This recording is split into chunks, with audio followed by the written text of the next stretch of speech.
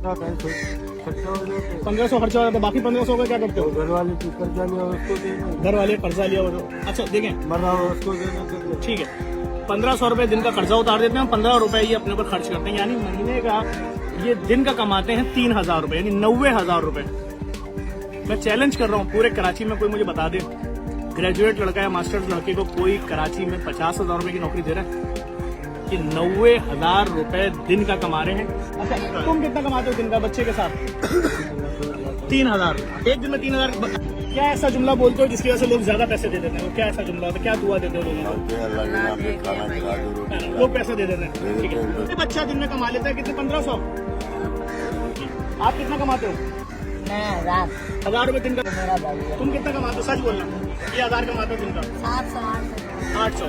1 2 3 4 5 6 7 8 9 10 11 12 और वो पूरे जत्थे के जत्थे बैठे में भी सिर्फ इतनी सी बात है कि ये एक जगह है, ये एक जगह है, कराची के एक छोटा सा पॉइंट है। आज हम बात करेंगे सोसाइटी के एक ऐसे तबके की जिसके पास कंप्लीटली फाइनेंशियल फ्रीडम है, फिर भी आप उसकी मदद करते हैं। ये महीने लाख रुपए से ऊपर कमा रहे हैं, ना तो इन्हें एजुकेशन की जरूरत है, ना तो इन्हें किसी स्किल की। जी हाँ दोस्तों, let's talk about beggar mafias. आज हम आपके लिए लाए हैं एक धमाकेदार ऑफर जीएफएक्स बिल्डर की तरफ से। जी हाँ दोस्तों, इस वक्त जीएफएक्स पूरे पाकिस्तान में 75 प्रोजेक्ट बना रहा है जो कि एक प्राइम लोकेशन पर है, जो कि मिडिल क्लास के लिए 80 से लेके 120 लाख तक के प्लॉट अवेलेबल है, वो भी कम कीमत में। तो दोस्तों इंतजार किस चीज का है? वेबसाइट का लिंक डिस्क्रिप्शन में, अभी जाओ और इस ऑफर से फायदा उठाओ।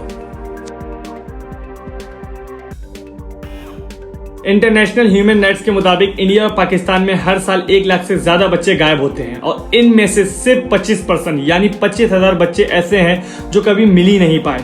कुछ बच्चों को अफ्रीका या नाइजीरिया जैसी कंट्रियों में भेज दिया जाता है या फिर कुछ को जानबूझकर हैंडीकैप बनाकर उसे रोड पर भीख मंगवाई जाती है। पाकिस्तान में ऐसे कई सारे डॉक्टर को अरेस्ट किया गया है जो कि जानबूझकर मेडिकली हैंडीकैप बनाकर माफियाज को बच्चे बेचते थे।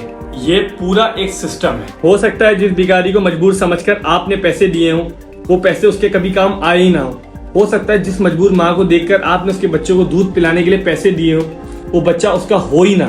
सोचो कि आप ऑफिस जा रहे हो, आपके ऑफिस का पहला दिन होता है, रेड लाइट ऑन होती है और आप गाड़ी रोकते हैं। तभी अचानक एक औरत आपके पास अपने हाथों में एक बच्चा लेकर आती है और कहती है कि बच्चे को दूध पिलाना है, बच्चे ने सुबह से कुछ नहीं खाया, कुछ मदद कर दो। और आपके दिल में उसके लिए रहम आ जाता है और आप उसे कुछ पैसे निकाल के दे देते हो। लेकिन क्या कभी आपने ये सोचा है कि आखिर आपने उस औरत को पैसे दिए क्यों, जिससे आप जानते तक नहीं? लेकिन आई नो कि आप क्या सोच रहे हो कि वो औरत अपने हालात से मजबूर थी, उसका बच्चा सुबह से भूखा था तो कुछ मदद कर दी मैंने। तो गलत क्या किया मैंने? बट अगर मैं आपसे कहूँ कि रियलिटी इज कम्प्लीटली डिफरेंट। जिस मासूम बच्चे को देखकर आपने पैसे दे दिए वो बच्चा उसका था ही नहीं। Sindh prevention of begging act के अकॉर्डिंग कराची जैसे बड़े शहरों में ये एक क्राइम डिक्लेयर करा गया था, क्योंकि इन बेगर्स की वजह से ट्रैफिक लाइट्स पे बहुत ज्यादा कंजेशन होता है।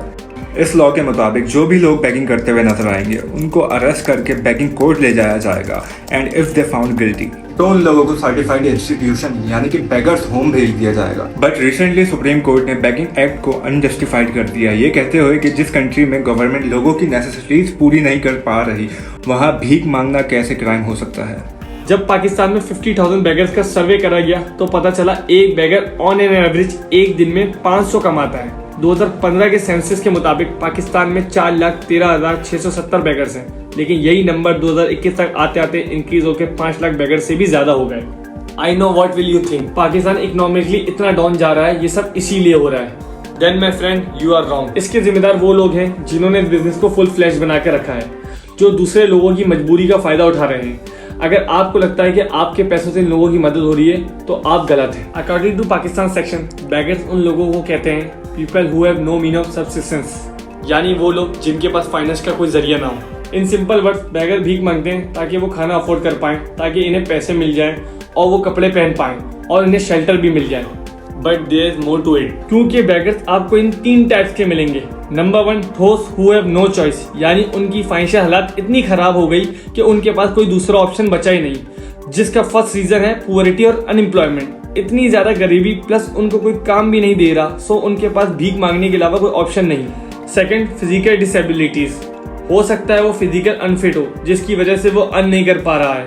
थर्ड, नेशनल कैलेमिटीज, हो सकता है फ्लड, सुनामी और अर्थक्वेक की वजह से उसके घर और कारोबार तबाह हो गया हो, जिसकी वजह से उसको भीख मांगनी पड़ी। Fourth is psychological factor. कुछ लोग ऐसे होते हैं जो कि काम नहीं करना चाहते। मोर ओवर बहुत सारे ऐसे बंदे हैं जो कि किसी फ्रस्ट्रेशन या मेंटल डिसऑर्डर की वजह से वो बैगिंग करते हैं। Now comes the second category of beggars. वो लोग जिन लोगों को जानबूझकर बाकी लोगों ने जबरदस्ती अपने प्रॉफिट के लिए इस चीज के अंदर ढाला है, यानी कि people who are forced to do this. हमारे साथ अक्सर ये होता है। मॉल्स और सिनेमा हॉल के बाहर बहुत सारे बच्चों ने पैसे मांगने के लिए हमें घेर लिया हो। आप खाना ऑफर करते हैं, वो मना कर देते हैं। आप 5 रुपए देते हैं, वो मना कर देते हैं। उन्हें और चाहिए। जब तक आप उन्हें पैसे नहीं देंगे वो आपका पीछा नहीं छोड़ेंगे। जल्दी की वजह से आप उन्हें पैसा देते हैं और यही वो चाहते हैं। Now look at this very carefully.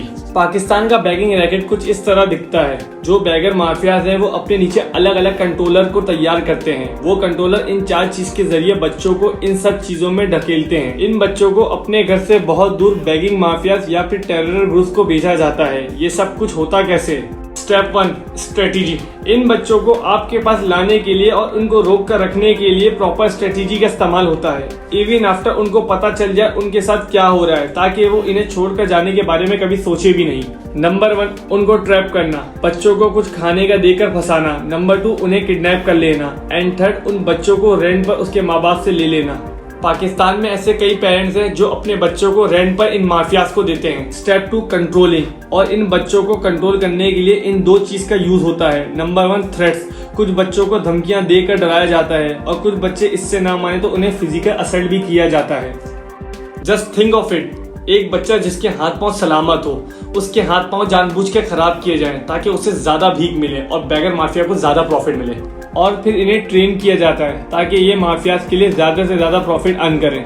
And then comes last stage, location selection. If you observe very carefully, majority of the cases आपको बैगर हमेशा उस जगह मिलेंगे जहां पर लोगों के पास खर्च करने के लिए कम से कम टाइम हो।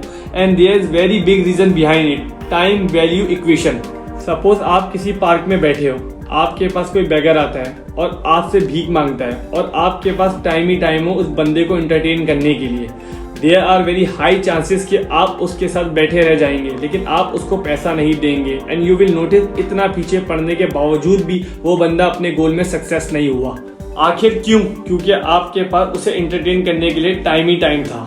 वेयर एज आप मॉल जा रहे हो, मूवी देखने जा रहे हो, तो उस वक्त आपके पास टाइम बहुत कम होता है। एंड दैट केस कोई भिखारी आपको नहीं छोड़ रहा तो आप उसको कुछ दोगे ताकि वो आपकी जान छोड़े।